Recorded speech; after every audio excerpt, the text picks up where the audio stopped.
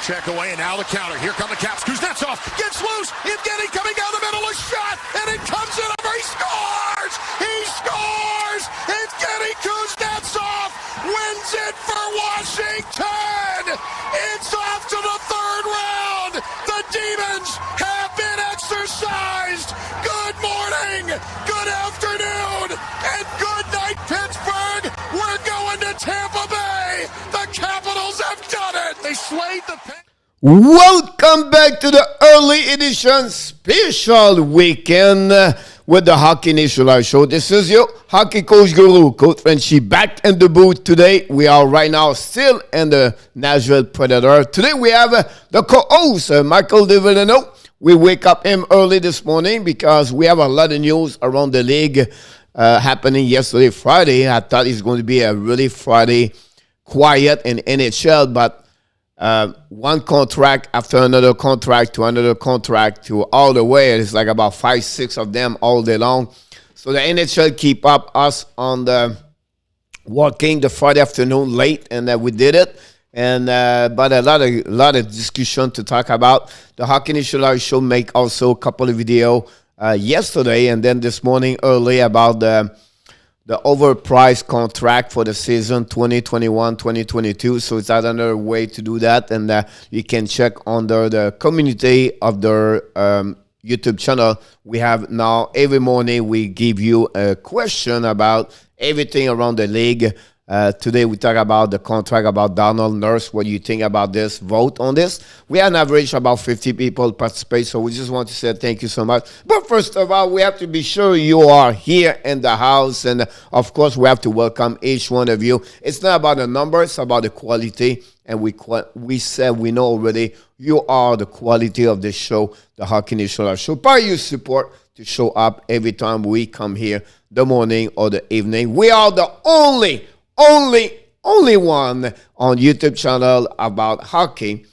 We produce 2 shows per day, so we have to thank Michael Devallano to his participation every morning, and of course you guys, you show up the morning or the evening or both. That's pretty amazing when we see that. But first of all, we have to welcome everybody, and before we welcome Michael, we have to welcome the people in the chat. He's in the water. He's swimming. Can he get a goal this weekend? We'll see happening. But we welcome Mr. Adam Berger from Nevada. Welcome aboard. Thanks to be a part of the show. I know you look like you're a student. You're back at the school. Everything like that. So thanks to join us for sure. Directly from Connecticut, #1 fans. Welcome back, Mr. NHL Hockey News Report.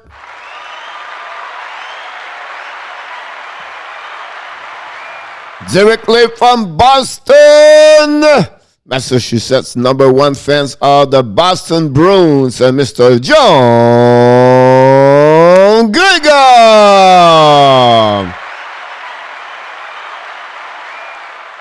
We don't know. We did not hear about Patrice Bergeron's son, so I don't know if he went yesterday or not. Maybe he will show up this morning, or maybe he's still asleep.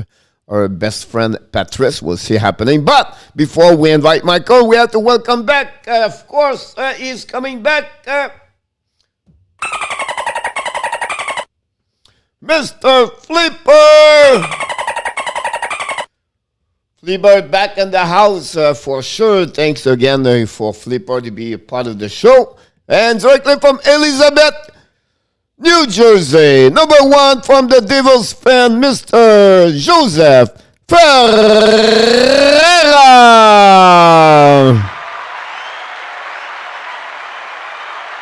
Don't forget to click on the like. That'd be awesome. That'd be great about that. That would be be good for us. More likes we have, better we are. So thank you so much. Betting on the Blackhawks is a good bet this season. Good question. I'm going to bring, of course, the number one co-host of the Hockey Nation live show directly from Westmont. Well, not Westmont, but West Coast in California, Mr. Michael Devallano.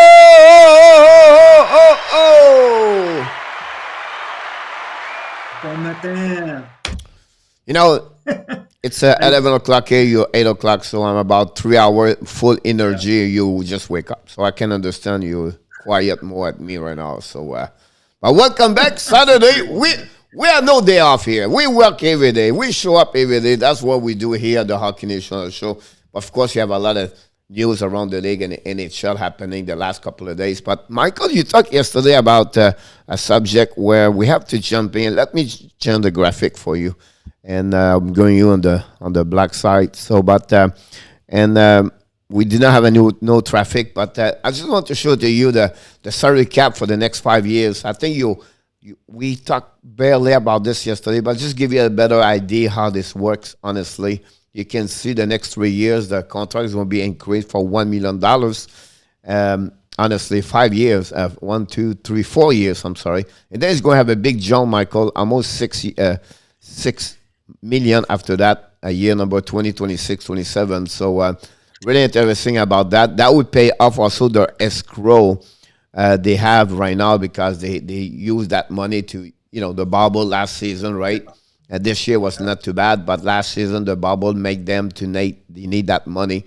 So they're going to pay off everything in the next 5 years. That's pretty amazing when you think about that. I'm curious about how they. I'm assuming these projections are in part possible because of the new TV, like the streaming. Yeah. The projection is coming from the TV show, the TV contract, and it's coming also, Michael, from the revenue they create for the 32 team, right? So what they knows, what they have happened. So. The contract is pretty amazing when you think about that. So that's why they see that money coming up, and that's gave them a $5 million extra, $6 million most in the 2026, where they're going to pay off. That's where they increase, honestly, the salary cap for each team. So I think overall, I think it's pretty good. I think, we can hate Batman, but Batman does anyway a good job for me. I don't know why people hate Batman, Pierre. It never makes sense to me. The guy has grown the game like unbelievably. Yeah. And he's a very good communicator. I listen to him on XM radio, and he takes questions and he answers them straight. He's never like a politician trying to hide. I don't get what people's beef with this guy is. I agree with you about that. To be honest with you, for me, it's like, corruption there was. Like, here we go. We talk about the man, Michael, like 3 minutes ago, we talked about this guy. We said, I don't know what happened with him yesterday. And he showed up right now, and he said, Coach, what's up? I got the gold for you in a cup. Crazy night last night. Here we go. He did it, Michael. Cool. Yeah. Congratulations, Mr. Patrice Bergeron. For your final, you won last night. I'm sure it was a long night in Colorado. You used a couple of the brewery downtown, the Boulder. So I'm sure you was celebrate left and right. Talking about celebration, last night was my second state championship reunion for the teams together. We have about 40 people. Kids already in college. It's crazy. Like, we miss a couple of players, but at the end of the day, like I said, the quality people was there, so it was great to celebrate. And very good people talking about, we have an amazing year. You talk about, Michael, you've been a hockey coach for many, many years, but Ben for me is over 30 years. And talk about the dream team, not about the winning, but about the kids together, the parents together. Like, you have nothing happening. Like, they make a video at the end, like they show a video, like you have a dad does all the video at the end of the night with all the time happenings during the year. And this is because COVID last year, we did not go to national because of COVID, and we did not celebrate until now, last night. And it was pretty nice to see those kids now. All of the college, some still play hockey junior, everything like that. So it was great to see everybody. And, it's not about me, it's about the people all together, right? I made the definition, what I told them yesterday was about, the sauce. It was great. I make all the sauce to be sure we go all the way to the end. But at the end of the day, the ingredient, it's all about each one players with their role inside. And the sauce would look better if we have all the ingredients are fixed really well and they do the right things, right? So that's happening with that team. It was pretty amazing when you think about that. And, that's a team where at the first year number one, Michael, I show up there. I always tell them I'm going to San Jose. Have a boss. I have a story about the boss, everything like that, but nobody will believe me. I'm going to go national, but it's a long, great 2 years with them, and that's what live, right? You show them for a couple of years in live, and then they go their own direction, and now it's time for them to have the big game, and their biggest game now is what happening now is the live, right? So that's happening about this, and great night, very great celebrate everybody. So that's happening. We have a couple of things happen in the chat. Mr. Frank Zalazar back in the house this morning. I don't know, Frank. Maybe good morning, Frank, but maybe you can tell Michael where you at. I believe you're still, I don't know if you're still on the West Coast, but if you're on the West Coast, maybe tell us where you at. Michael knows a lot of place over there. So, yes, Beer League, Patrice said. That's pretty good. Michael, you have Mr. Adams said something about... Mr. Tatar no longer with Montreal. Betting on the Blackhawks is a good bet this season. It depends what you mean, I guess. I think that they will definitely be in contention for a wild card. I mean, they have improved on D. They've improved in net. The question is Jonathan Taves. Yep. I like a lot of the other pieces on that team, even without him. Like, I think losing P.S. Suter kind of hurts them a little bit. I don't think Dylan Strome is long for there, but maybe we'll be surprised. But he's just, not really carved out a permanent role. I like Kubalik. I like Brindam.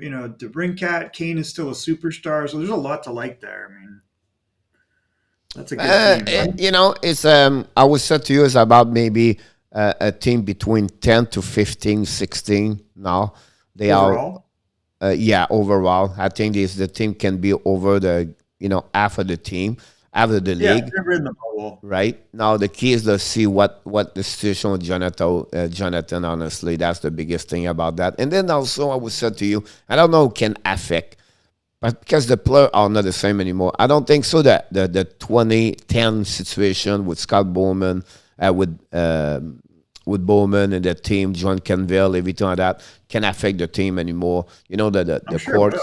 I don't think so too, because honestly, they are not the same players like it was before that. I mean, some of the guys were there. I think it's, that was really mishandled. Like beyond, and maybe worse than that. Like I don't see that not being a distraction. That's a serious problem. Like we know as coaches, we are in most states mandatory reporters, right? Now, but that's more recent. I think that's in the last 5-6 years, I bet. But between Safe Sport and everything else, as minor coaches how to deal with this stuff. It blows my mind that in that era, maybe they wouldn't have known how to do with it because that's not a normal occurrence, right? It's a very unusual occurrence. So it'll be interesting to see what comes out of this. At that real Michael 2010, I was in Colorado. It was the time everything was changing about the safe sport. The safe sport was there, but it was not pushing because one of the person was working Boulder. She was a part of the USA team, USA hockey, and she was in charge about she was a liar. She was doing all the safe sport, everything like that. She was bringing this, but it was not because Boulder got a case in 2007, I believe, a coach harass the kids, everything like that. So Boulder was really involved about that. When you sign a contract as a coach, you have 25 page about you know what I mean, you cannot be inside the locker room by yourself, and that was changing at that area, that 2007, 8, 9, and now it's really protect now with Safe Sport and you know the background check, everything like that. So it's really they did a good job for the last 10 years to get us with you on the youth travel. However, in Canada we dealt with this way sooner because we had all the Graham James garbage. Definitely. And I think for, you know, I don't know what the gap was between Canada and the US, but in Canada we had very similar guidelines much, much earlier. Like I can go back to I have to go all the way with Alan Eglinton.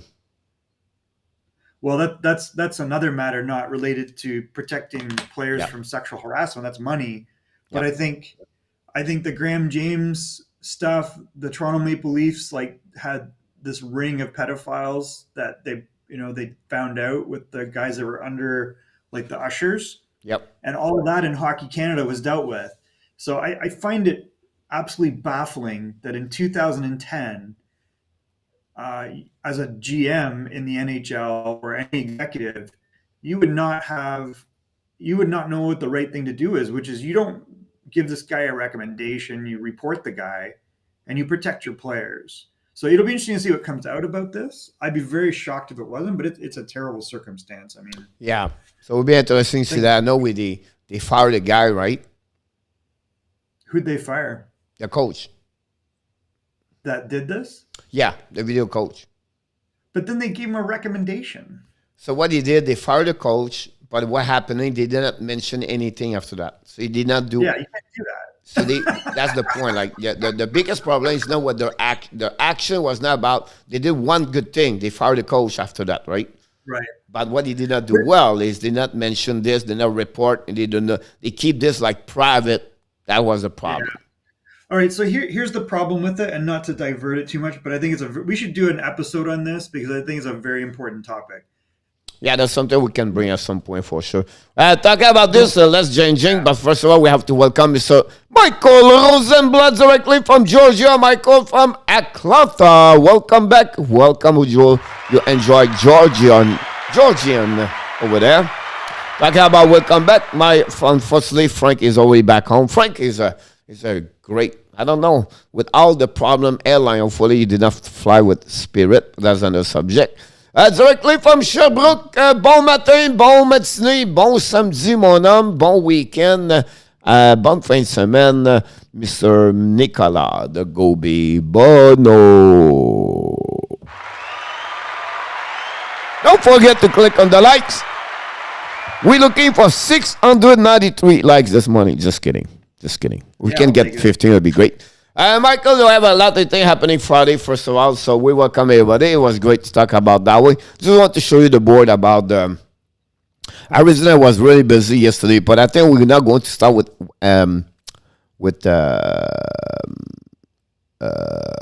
Arizona. We're going to start with the one you want to talk about right away. I was shocked. The Edmonton Oilers signed Darnell Nurse 8-year contract extension annual of $9.25 million AAV. The contract would begin not this year, but in 2022, so it's going to be almost like a 9-year contract. The 2013 7 overall pick, a couple of down after Zed Jones, produced last year 16 goals in NHL, 20 assists, 36 points, and 56 games, an average about 22 goals, maybe over 20 goals, I'm sure, in 82 games with about 27 assists. So he got about 45 for 55 point average for Zed Jones last season. Mr. Dan O'Connell, Michael, is back in the house directly from somewhere this morning. Thank you, Nicolas. So, I got the news very quickly before you, Michael. It was like I put this on the website, I did on Facebook. We do it on that. Then you show up to my messenger, and then you send me all the boom, boom, boom, boom, boom, boom. I said I'm going to wait for tomorrow, so maybe talk with him about this. And then I did some search, but I want you thinking about this before that, and we go from there. By the way, the question, Michael, is this morning on the pool. Do you think this contract is too much, is good, or is not good enough? not enough money. So it was that was the question on the pool this morning. So I invite everybody to go on the Hockey Nation Live show on the YouTube channel about that one over there. So it's time now, my friend, to talking about what you think about this contract and tell us your impression about the Darnell Nurse, sir. I mean, first, I like Darnell Nurse. He's a big athletic player. He's physical and he's disciplined, and he's a good skater. So, I mean, his package is, he's an elite package of player, and he's not very old. He had 16 goals and 36 points in 55 games. Great. Last year he had 5 goals and 30 some odd points. So, I mean, the guy's had one other 10-goal season, which is fine. He's been he's still 24, I think is how old he is, right? 26. He's 26. So at the end of this contract, he'll be 34. To pay him $9.25 feels like $1 million too much. However, and I think it'll hurt them later on, and it's going to hurt them short term on their cap situation. Obviously, like they're already over. They're at $83 million right now without making moves, which they'll have to make moves, obviously. So Darnell Nurse is an excellent defenseman. I've always wondered, is he really a number 1 or a number 2? And for me, that says 7.8 to 8 million, not 9.2. It makes the Adam PELECH contract look like an absolute steal. I think next year, if you're realistic, you hope that he gets 10 to 15 goals because he played in a Canadian-only division. And I think that's, plus the shortened season has inflated a lot of guys' numbers. So I think that's the best case scenario. I think this guy ends up being what we think he is, which is a 10-goal, 30-assist defenseman, which screams to me number 2, not number 1. If he's more than that, great. I just don't know why they keep giving Ken Holland the checkbook, although he's paid more than Leon Draisaitl. He makes Peter Chiarelli look like a genius. Like, this is ridiculous. First of all, welcome Mr. Peter Wolf. Peter Wolf back in the house today. I don't know if it's the first time. Peter, if you are, please don't forget to subscribe to the show. If you like what you see so far, click on the likes. That'd be great. Thank you so much, Peter. And Patrick said overpay for him. And then Dan said live in Ontario. So that's awesome to know you live in Ontario. Danny, I appreciate that. Here's my point to you about that one over there. Now, if you take the 9.25 Michael on the 8 years, calculate with the year this year is at 5.8. That's give him about $8-point-something million.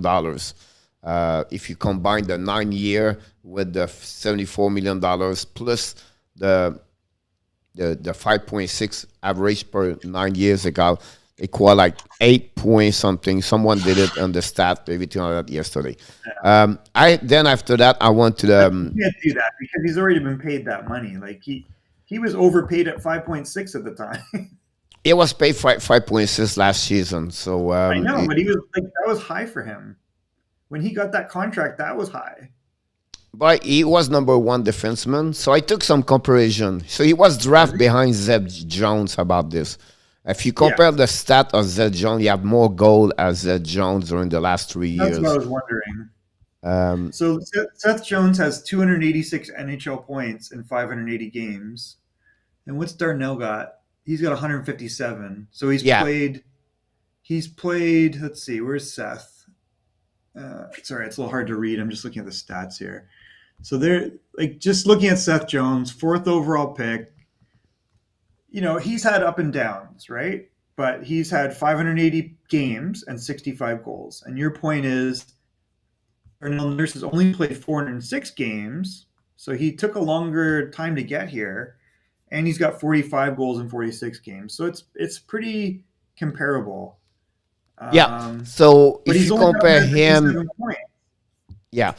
So if you look about all the contract happening the last couple of days or weeks maybe, right? They all average 8 million, 9 million, 9.5, 9.2, 8.5, everything like that. If you take Pellet, not Pellet, but Werenski, Jones, Nurse now, and Hamilton, every time that, you're going to see John Nurse have the most minute on the ice at some point compared to most every time that. So, and he had the most physicality, hit, body check on the board every time that.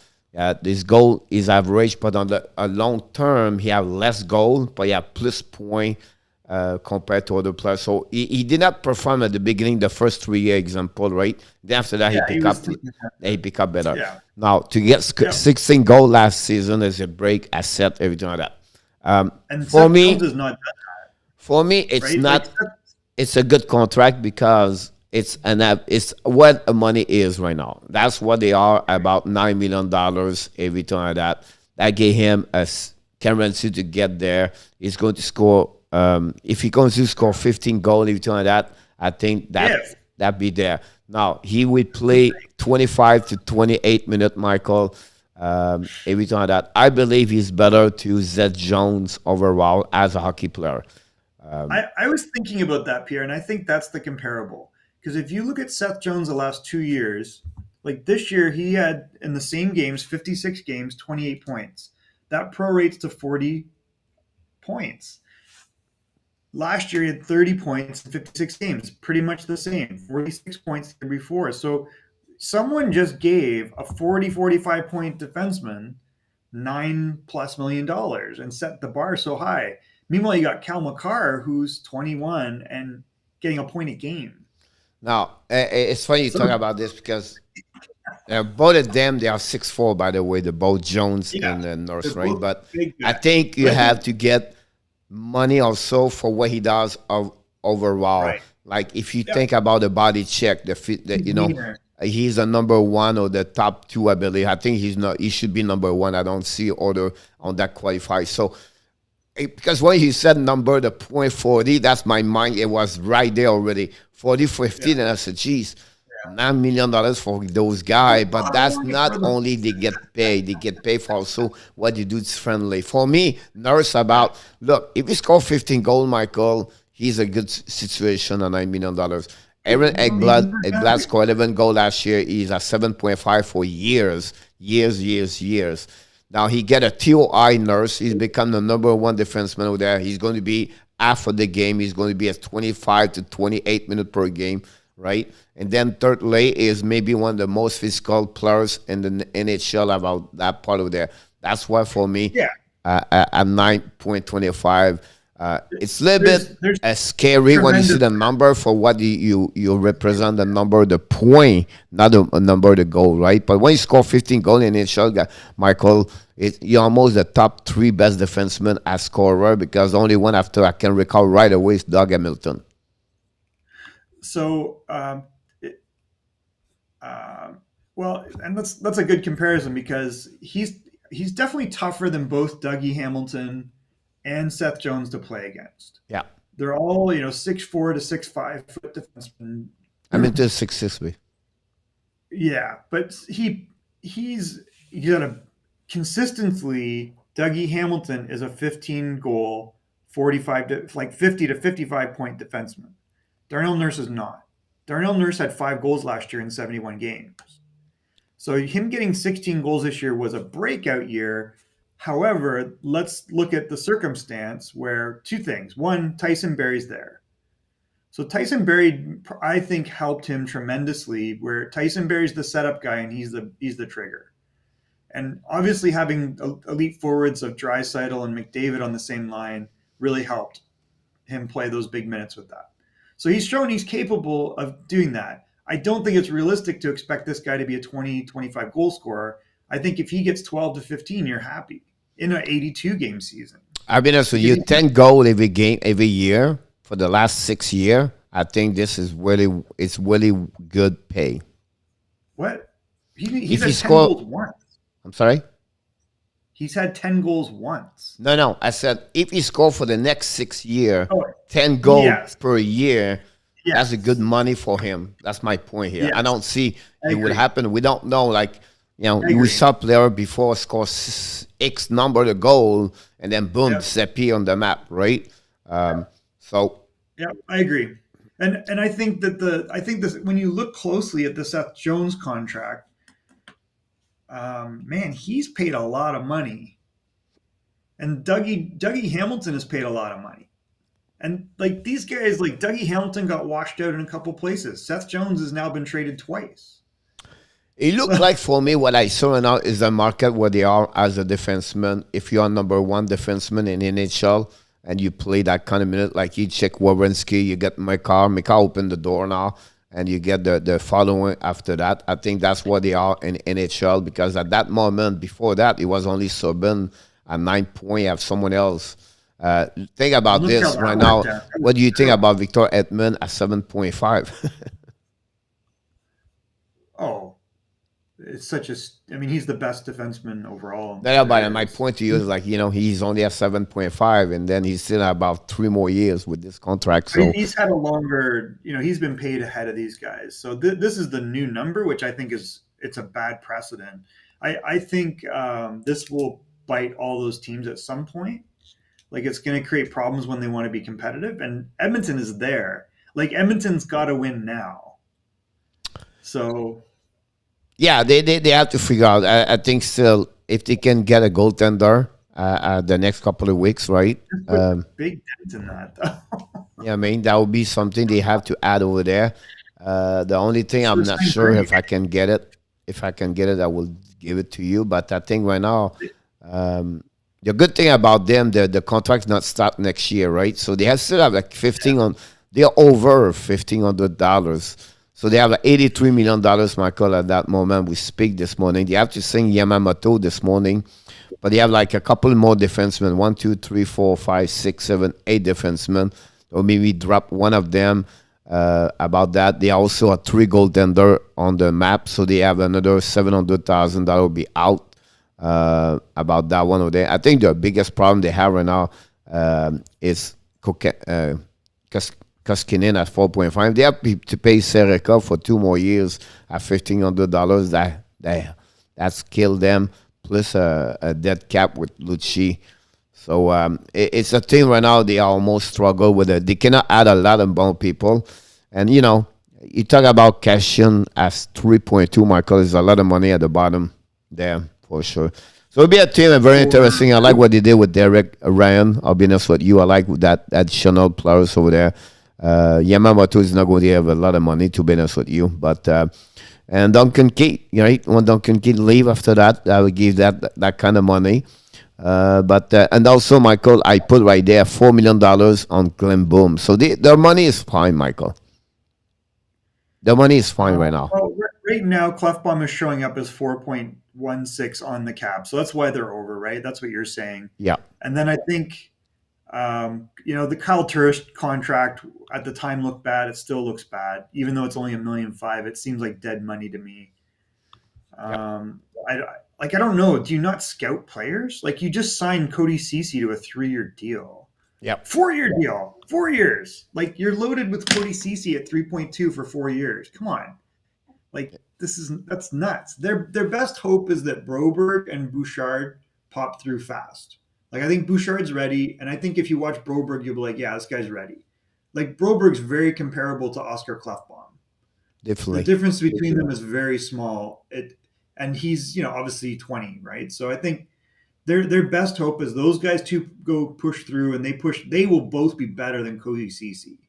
And that's, not understanding that and signing this guy to 4 years like he's someone you can rely on, because he was not good in Ottawa and he was not good in Toronto. And frankly, I think he was insulated in Pittsburgh. So they're going to find that out real fast. Well, I don't know. Whatever. Edmonton, I don't think is winning a cup anytime soon with this group. I mean, if they do, it'll be an absolute shock. Yeah. This is a great contract now. Yeah, it was a $5.575. I think it was good for Lou Lamoriello, what he did with him over there. Oh yeah, fast defenseman where he played very well around on the ice and all that. But we talked a little bit about him yesterday. But I want to talk about a little bit more. We have a couple of more and one other defenseman. Michael, what do you think about that one over there? It's more than I thought. He's a capable offensive defenseman. I think in the full season, he's a 35 to 40 point defenseman. His problem is more defensively. Like, he makes mistakes one-on-one, and he makes mistakes in transition. So to me, he's a number 4 who can play on the power play. But for Seattle, this is fine. But I think it's not too bad, Michael. I think it's pretty not good horrible. contract because, like you said, you nail it now. He's really a top 4 defenseman now, right? If you think about 3 and 4, now the contract is about $3.5 million. Some pay some $5 million. So I think he's right there, $4 million. 3.5 would be great if you think about save $1 more million. But overall, he's capable to score 10 goals per year, Michael. That's his offensive. I don't know. I can see this. Do you believe it would be a good if we compare him a little bit like Tyson Barrie? He's not that level offensively. Tyson Barrie is pretty elite offensively. Defensively, we know he's a nightmare. And I think he's a little bit better defensively and not as good offensively. So it is definitely a different player. I'm trying to think of what a good comparison is. Like, he might be an Alec Martinez. Oh, no. I don't think Alec Martinez is as good as you think he is. Well, I think he's better on defensive side, Michael. Alex is probably a little bit better defensively and not as high-end offensively. They're probably similar offensively. So he's like remember, like 2 years ago, Michael, he scored 12 goals in 78 games. 9 goals last year in 71. The guy can score 12 goals for sure. He just need to get more. I think the difference between me, I can see.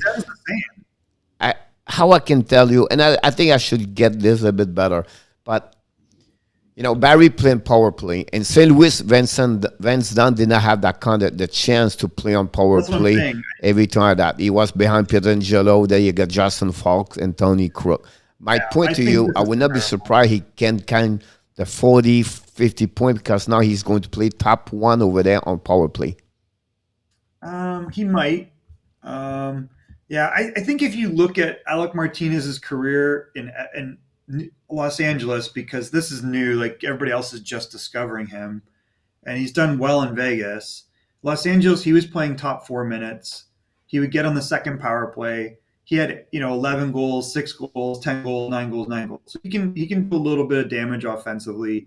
He was never a 40 point. He never got 40 points ever in his career, Alec Martinez. And if you look at Vince Dunn, and he's probably a little bit better, but he ain't much better than Vince Dunn defensively. Like, Vince Dunn has played 4 seasons. He's had 24 points, 35 points, 23 and 20 and 43 games. And he's had 12 goals, 9 goals, and then 6 goals in a shortened season. So I think that's probably my comparable. And they're very similar. I think Alex is a little bit better defensively, and not much. Like, Alex is not, he's good, but he's a top 4. He's not a top 2. Oh, no. He's not 4. He's not top 2. Not at all. Yeah. So the only thing he did a breakdown last year is score 9 goals. Who? Martinez. Yeah, for sure. But he's consistently been a 9 to 12 goal guy. So for me, it would be like another thing we didn't mention yet. First of all, welcome back, Mr. Anthony Manzano. We talk about Vince Dunn right now, but Michael, one thing I think, he just opened up my lights, and we'll see this year. Do you believe some player like Darnell Nurse score 16 goals? Take advantage. We play in the same division. 100%, Pierre. Like, there are going to be a lot of players that we looked at that's having breakout years, and they will regress. That's just turn on my lights now. I think that's why could be really interesting. Some of them, the Canadian division especially, like, that's a weak division this year. They had a lot of trouble, and the reality sometimes is, was like Michael. You take advantage once it's game number 3, back to back. Like, they show up the people. Some game guys, it's not because they don't want to. They are dead. They play 3 games and 4 nights for 3 weeks. Right? I mean, like the way they play was not always a full capacity of their capacity because they was just too dead. So I think that's a good point to think about this. It'd be interesting to follow up for sure about that one over there, Michael. This would be the interesting stat, Pierre. How many of your goals were against a backup this year versus last year? How many what? Like, if let's say you say he had 16 goals last year and he had 5 last year, how many of his 16 goals were against a backup goalie this year and on back-to-back nights? That would be an interesting stat because I believe that's why a lot of players' numbers are inflated because they're taking advantage of tired teams. But you can talk about McDavid right there. And number 2 goalies. Right? So you have to be interested about you. You're lucky when you said number 2, Michael. We gone to 3, 4. That's the thing. Like there were a lot of goalie injuries too. So you were seeing guys that were washed out of the NHL, never played in the NHL. Michael, So most of the team, Michael, play with 3 goalies. They had to. Right? So at some point, it would be affect the result, the point there. So it would be interesting. That thing is a good thing. Anthony said Vince Dunn, remind him Gaston Forslave. A little bit. A little bit. He is a second pair of defensemen, first of all. Forsling, I think he have a couple capacity. I think they are better. He's better on the offensive side, Vince Dunn. But defensive side, I think I would take advantage for Forsling. Yeah, maybe. It's a decent comparable. I mean, I think Forsling got $3 million, he got 4. So the Forsling deal is looking pretty good. He's got maybe a little bit more precedent. So I think it's a good deal overall. It's not horrible. The next thing we'll talk about is Seattle Kraken. They signed a UFA now after they signed Vince Dunn yesterday. They was busy yesterday. They signed Marcus Johansson, Michael. $1.5 million. It's another traveler in NHL, shifting from New Jersey to Minnesota to, Buffalo. I can call it Buffalo also. I don't know exactly what other team he played, but I know he played somewhere else also. Washington, he was in Minnesota, wasn't he? Yeah, he was in Minnesota last year. So he's been always in Buffalo. Thank you so much, Kevin Wilson. Yeah, he is a reliable player. He can take faceoffs. He can play wing. You always want more from him offensively because he's a smooth player, but he doesn't go to hard areas. So when things get rough or the front of the net gets tough, he's not going to be there, and that's why he doesn't get the points that you would want. As at the top, he's very similar. I don't think he's as good of a shooter. I don't think he can shoot the puck very well. No, but because you talk about the point, you talk about this, right? So I agree with you about that one over there. I think it's a good bottom 6 for them. They already a lot over there, but I think they need a guy like him. Related, they need something deep. I think he's good on special team also, Michael, on PK now. He can play on. You can put him on the power play, and he'll play the half wall. That's a second power play unit if you're stuck, and he's not going to hurt you, and he can kill penalties. Yep. So he's a useful player. I think at 1.5, this is a good deal for Seattle. Anthony, ask a question to you, Michael. Did you see it? I can go back. Others.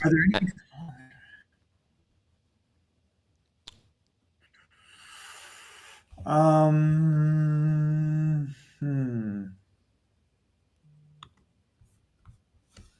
would have to look at that. I'll be honest with you. Right now, they don't have anything. The only one right now can come in Florida for me in my book, Michael, is Zeno Chara.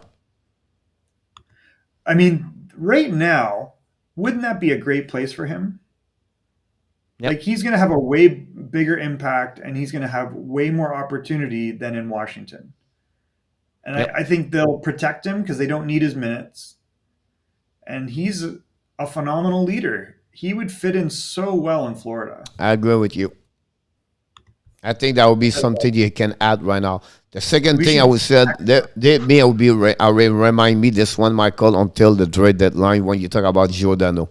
I think Giordano could be a great fit in Florida at the deadline if they need better or something could happen or they need something. I think Giordano, Michael, on the left side, they got that one. That would be great at the deadline. Yeah, I think he would be a great fit there. Retain a little bit of salary, give up a couple prospects, and you got him. Yep.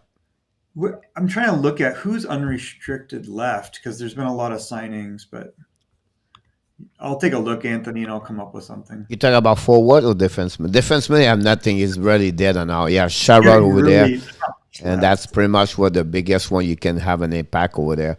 On forward, right there, it's just lower forward. You still like Eric Stahl.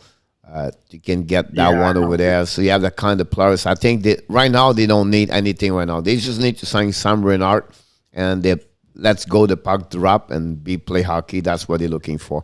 Michael, we have another sign right here. It's called for the Chicago Blackhawks. Sign Brandon Agel. A 3 years contract at $1.5 million, 24 points last season, 52 games. It's a 1 point, well, like I said, 1.5 AAA for the next year. It was a 159 overall pick by the Buffalo Sabres in 2016. It's a little bit that guy took advantage of the COVID situation last year to step up. And I was impressed, to be honest with you. 24 points, we talk about a lot. There was always about Sutter, what happened last year with 12 goals, right? But I think overall, Brenton have a good year over there. Yeah, no, he's a good player. It's a fair contract. He had good numbers. I mean, I think he's obviously in top 9 right now for them, which is fine. I don't think this contract hurts them. I think it's the right number and it's a reasonable term. So for sure, this is a good deal. Good for Brandon. I agree with you about that. Anthony said he's worried about Aaron Ekblad stay on the ice. Yeah, I think we're all a little worried about that. I'll be honest with you. The report is great. He skate every day, 5 days. I talked with Perzigo yesterday where he's coaching. So Anthony is a specialist coach, Michael. He's a private coach.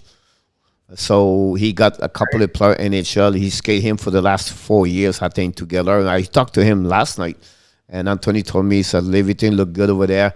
He's going to be great, and he have no worry about him. And, the health now, the doctor does a good job about that one there. Rusty, talk to you. Welcome, Master Rusty Spoonsner in the house this morning. We haven't talked about Tarasenko. I'm late the party. Did you touch on base about Tarasenko? Lou has me nervous. So anything you think about Lou, Michael, you can add something? He's proven that he's still one of the best GMs in hockey. He's financially prudent, and I wouldn't worry about it. He's making the right signings. I could see him grabbing a Zach Parise before a Tarasenko. If he's been burned in the past, like on the Ilya Kovalchuk contract, is like a legend of what a nightmare that is, and I don't see him doing that again. So for him to get Tarasenko, he's going to be real cautious about what he gives up. Well, here's my point to you, Michael. Said we have to keep some money for this trade. I think you're right. If they held back even $1.5 million, this would be a no-brainer. Yeah, depends what you got in return. But Lou is a question today, guys. Don't worry about him. He's going to be fine. Islanders will be all right. Rusty, I think you just need another winger at the top over there. They sell it. They pay yesterday at PELECH. Now they have to focus on Boisvilliers. And then after that, Enderley is coming back. So I think they'll be pretty good. They have to pay also Zohokin, but it's not going to be a big contract over there. That's another one, Michael. Talk about Chicago. A lot of people, Michael, likes the Chicago move they did the last couple of weeks. They're one of the most improved teams for sure. They were not that far from playoffs contention. You could see they were in the playoffs the year before in the extended group. It's very competitive, right? So they knocked off Edmonton in the first round, and then they came back this year, and they were right in the thick of it when they were getting good goaltending. And then that kind of, there's a lot of scouting on goalies, and they figured out the goalies. So I think this was think about when they were competitive before, they had Robin Leonard that got them into that playoff position before. So Michael, we said they lost Adam Pogvis, right? Yeah, I think that's so think about this after that. They had Zed John, they had Marc-Andre Fleury, they had Jonathan Toews, and they had Cody Dak. And Tyler Johnson.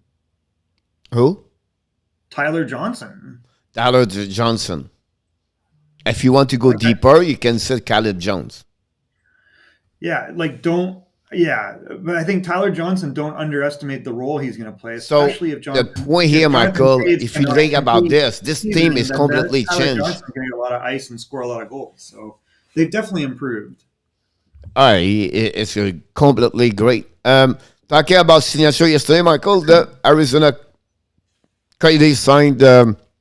That's another player I think nobody watched because he's played behind McCarr and those Girard and everybody. I think he have a good future in hockey. Him at some point. Connor Timmins, a 2-year contract at $1.7 million. I think he was going to flourish more in the NHL this year, having more opportunity to play over there. Top 4 for sure. What do you think about that? Right. He's a very good defenseman, Pierre. He had injury problems early on, and it was very difficult to him to stay healthy. He kind of looked like he overcame that. We saw him in the rookie camp here in Anaheim 2 years or a year and a half ago, 2 years ago, whenever the last one was, and it was like he was head and shoulders above everybody. Like you were like, that's an NHL defenseman. And there were some really talented players there. So he's I think this is a good signing. This will work out really well for Arizona, and they can afford to give him an opportunity. Yep. Michael Rossi, he write to you again. He cannot. As Tarasenko price gone down since the Devils again are out. I love my team, but the add in Tarasenko if he could still be and stay. Tarasenko would be a great asset. Look, that's another jacket call, Michael. It's another way we say, okay, what kind of player is going to show up? Is it the old Tarasenko or is the one who is got injury? That would be the big question there. That's why the problem is not to get him. It's not the problem is to the price cannot be high anymore because the insecurity of the injury. I think what I believe they could make a trade, Michael, with his friend, like second round, third round. It depends if he play how many game every time. Does that make sense? Like if he plays 70 game, he got a third round to first, second, or something like that. Does that make sense? Yeah, I think putting conditions on a draft pick, for example, would make a lot of sense. Yeah. And probably even if he ate $1 million or $1.5 million on his contract, it makes it a little more palatable. He's a very good player. I mean, I really like Tarasenko, but at the short, when you have a guy that has shoulder injuries the way he had, those can be tough, man. Like you shoot, you hit. Yep. Talking about signature Colorado, we see the Jose Timmins, Michael. They signed, not many did it yet, but they signed yesterday, the first time, a 3 years ELC, another first round pick on 2021. They're going to get more and more players we go into it. I think the kids from Shawinigan did it. Berube, the guy from Zachary Bolduc, the kid from Nashville. Anyhow, he signed his contract a couple of days ago, but he's the one that Rare signed yesterday. I think he's going to be a good hockey player in NHL. Oscar Allison. I think he can be someone can play in NHL one day. I mean, they're obviously signaling that he's on a 3-year plan. To sign him and start that clock indicates that they've got a game plan for this guy. He's a good skater. He needs to fill out a little bit. Yep. But he's, it's interesting. He's a right winger, right? No, he's a right winger. Yeah, he's a defense. Yeah, I said the defense, but forward. Yeah. Yeah, he's a right winger. Yep. This guy can score.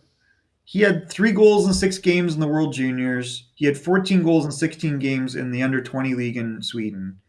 And then he played, he played on numerous teams, but in the top league, he didn't really get much ice time. But he's a smooth player. He's not that big, though, I don't think, right? Like, oh, no, he's 6'1". So, yeah, he's 6'1", 185. So he needs to fill out a little bit. So I don't know. I think it's fine. They're saying, hey, here's an entry-level contract and let's get you over to North America as soon as possible. Yep. I agree with you, Rusty, about the shoulder, basically the same as the hip in hockey. Like all the full contact you have every single time, that's your shoulder have to be sure it can absorb the contact about that. You're absolutely right about that. Signature Michael, Seattle Kraken. Yesterday signed another expansion draft players. This time come from the Buffalo Sabre. Will Borgen, a 2 years contract, 700 AAV, came from Minnesota. Defenseman Moorhead. He was played with the Buffalo Sabre. He was draft 92 overall pick, third round pick in 2015. So that's what is happening. But what do you think about Will Borgen? He played very well last year, Pierre. He was a very good number 5 defenseman, and I think he really improved when Don Granato came in, and I think he got an opportunity. I don't think they wanted to lose him. I think he would have been pretty useful in Buffalo. I don't know where he fits in the scheme with, say, Seattle, because I think they're pretty deep on D. Yeah, they are good with Ole Shack, right? And then Jordan over there, that's a pair number 1. Then now you have Vince Dunn on the pair number 2. So this is going to be for me like a battle in the bottom 6 with Carl Fleury and those guys, the players over there. So I think that would be someone they was going to get. But I think he can play. I think he's a good hardy AD over there. So it'll be interesting to see him. But he's still young, so I'm not worried about that. We did not mention this yesterday. What's happening after that? But Zach Ashton Reese signed a $1.75 million contract, Michael. I think it's a good bottom 6 over there.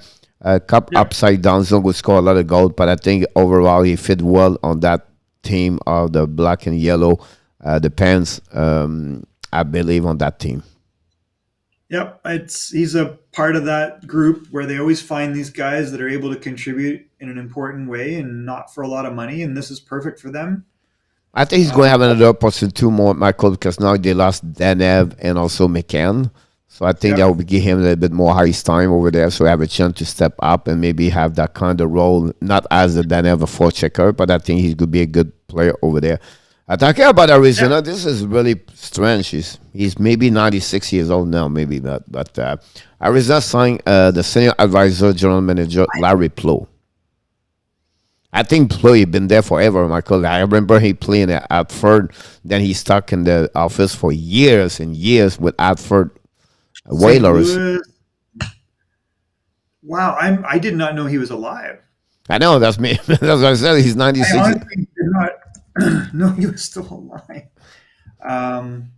He's been a hockey Michael since 1960 something. He played Montreal 3 years. Then after that, he won the WHA for years and with Whalers, and then he become work over there, and then he grow all the way with the Whalers. He was one of the Michael, the success of Hartford was one of the reasons why Larry Blue was doing this over there. He recruited Ferraro, Francis, and those guys. Yeah, so he did a good job overall in Hartford. It kind of crescendoed, and they ended up being pretty competitive after that, and then they moved. He, in St. Louis, was replaced by Doug Armstrong, who was in 2010. So he hasn't been a general manager in the league for like a decade. But he's an advisor, so it's not like it's a little bit like Jacques Lemaire does, if you turn that, like Robinson does also. Some player like this, Michael, joined like Jacques Lemaire was on the with Mike Babcock at some point with Toronto. Nobody knew at some point. Now he helped also Tampa Bay, some stuff like that. So that's what he become. But they announced it yesterday for the Arizona Coyotes about that one over there. Interesting. One more comments right now from Rusty. Sorry to say, but I think Philly is going to be trouble in the Metro. I wonder if it depends, but behind them. No, I think we're underestimating the Penguins. I think that team has got 2 stars that are still elite. They have 3 stars that are still elite. Everything depends on goaltending. Oh my God, you're going to say this right there. Yep, I was going to say something. I was going to say the same thing. The both team depends what the goaltender is going to do. They're going to compete. I think the team's going to slip between both of them. Is going to be the team, and the North is going to be Rangers. I think what people underestimate, and I don't like Pittsburgh. They did just win 2 Stanley Cups in the last 4 years, right? Yeah, 5. They still have that desire, and it's not like Sidney Crosby's game has fallen off that much. Like he's a point a game guy now, but his overall intensity is there every single shift, and that rubs off on everyone around him. Jake Gensel is super underrated, goal scoring, talented player. Malkin's health is really, really critical because when Malkin's in the lineup, that is a better team by a lot. Yep. He's got to stay healthy. Chris Letang's got to stay healthy. But when those guys are on the ice, you're like, who is that great young player? Oh, that's not a young player. But Tristan Jarry has got to be the Tristan Jarry of the second half, not the first half. Yeah, I agree with you about that one there. It's going to be interesting to see that. That's the reason why they changed the goaltender coach a couple of days ago, because he grew with them, both of them at the AHL. So that's what maybe. Again, I have confidence with them. They still have like Brent Burke and Ron Extalo there. Extalo is going to do the right things, I believe. So, but this is getting older. Washington is getting older, Michael. The Rangers getting younger, and the Islanders is going to be good over there too. So you talk about 4 teams right there in the Metropolitan, and they have to figure out with our 5 other team in the North for the wild card. It's not going to be easy for that one of the 2 teams over there. The pressure is getting there. And then we don't talk about the Devils so slowly. The Devils getting bigger, better and better and better. Could be a team can make some trouble, some problem over there. So it'll be really, really interesting about that. That's, Michael, in 3 years. How many years we talk about Washington, Pittsburgh is going to be Devils, Rangers, and Islanders? Well, Rangers for sure. I like Tom Fitzgerald and the moves he's making, and I think that sets him up for success in the next 12 to 18 months. Maybe not this year so much, but definitely within a year. And it obviously depends upon the health of Heeshire, and it depends upon the growth of Jack Hughes, but I think you'll be okay there. Plus, they get $10 million the following year because Subban's leaving too. Then the $9 million comes off. Yep. But the Rangers, if you are the Rangers, there is zero reason that team should not be in first place.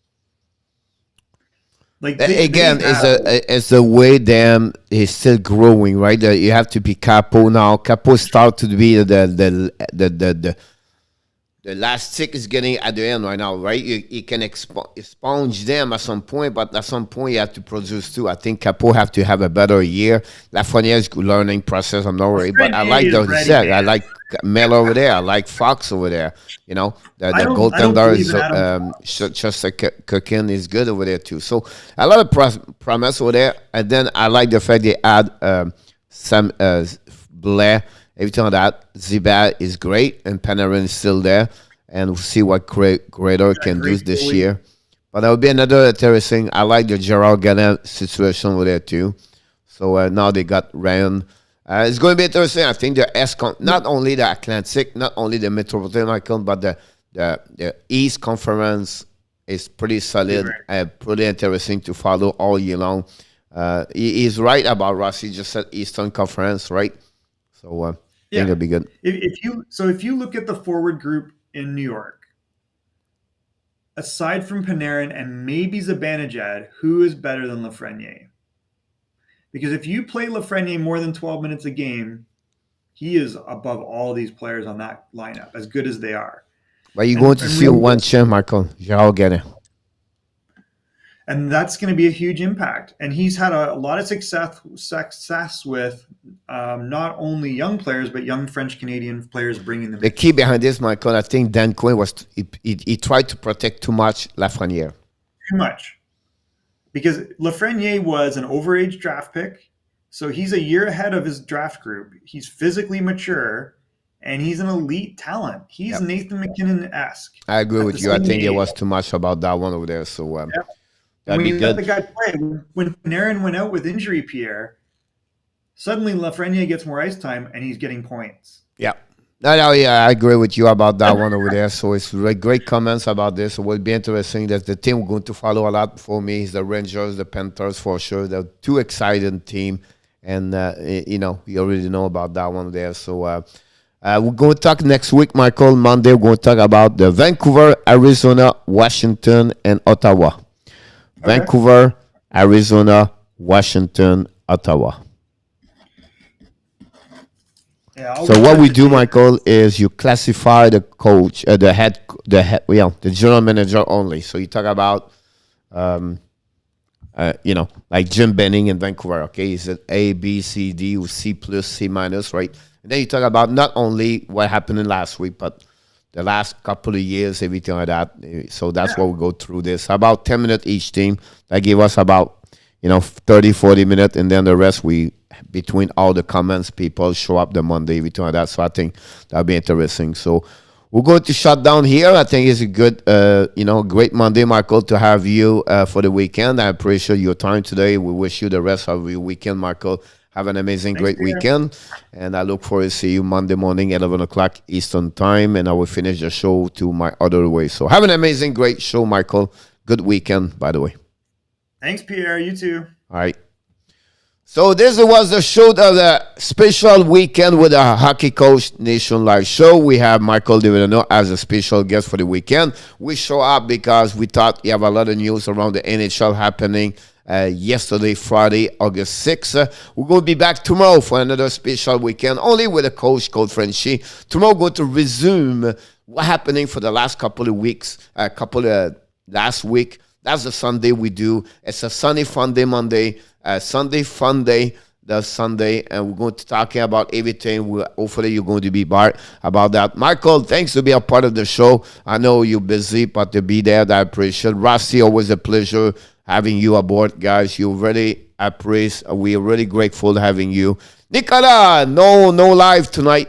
It's tomorrow. Demain, Nicolas, c'est seulement à 11h demain matin. Pas le soir, les fins de semaine. C'est tranquille dans le mois d'août. Donc, on va revenir dans une cédule plus régulière dans le mois de septembre puis dans le mois d'octobre, c'est certain. Mais pour l'instant, c'est seulement à 11h les fins de semaine. Donc, on va se revoir demain matin à 11h, mon Nicolas. Merci d'être ici.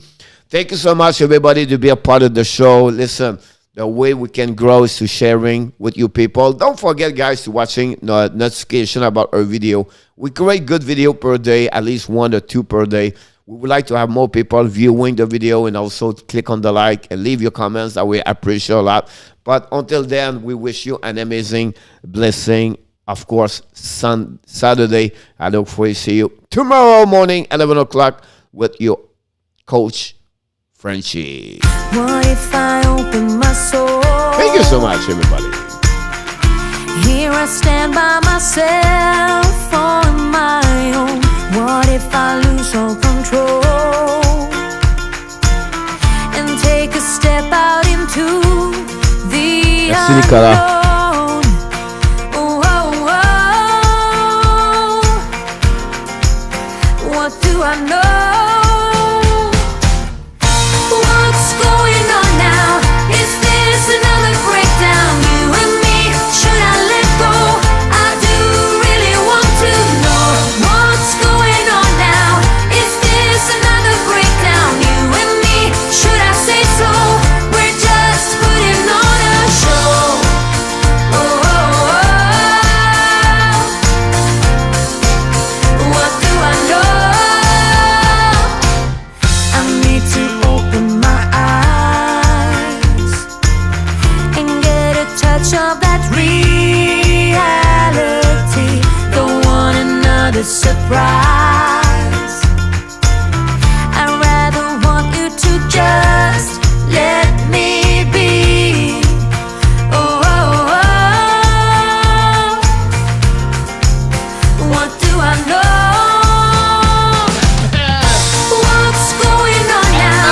Is this another breakdown? You and me, should I let go? I do really want to know what's going on now. Is this another breakdown? You and me, should I say so? We're just putting on a show.